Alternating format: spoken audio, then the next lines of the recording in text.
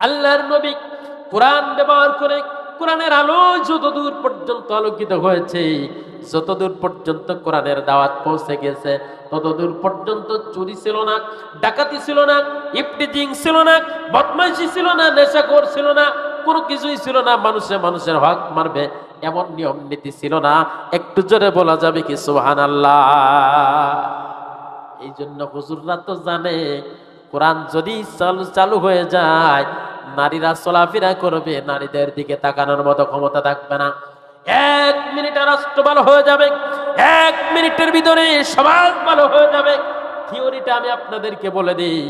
আগামীকাল যদি বাংলাদেশের 38টা টেলিভিশন চ্যানেল যদি এই যে কুষ্টিয়া জেলার ভিতরে যদি একজন জিনাকারী একটা সন্তানকে যদি বিচার করা হয়, জিনাকারী এবং জিনাকারিনী কোরআন খুলে খুলে যদি সূরাতুন নূর থেকে কোরআনের বিচার করা হয়, বাংলাদেশের 38টা টেলিভিশনের ভিতরে যদি এই জিনার বিচারটা সরকারিভাবে যদি প্রদর্শন করানো হয়, এখন থেকে যদি কোনো জিনাকারিনী কোনো ইফতিজারকে যদি ধরা যায়, এই কোরআনের বিচার করা হবে, কারোর জন্য চুল পরিমাণ ছাড় দেওয়া হবে না। আমার মনে হয় আগামীকাল থেকে জিনা তো দূরের কথা, যুবকদের স্বপ্ন দোষ পর্যন্ত আর হবে না, বন্ধ হয়ে যাবে।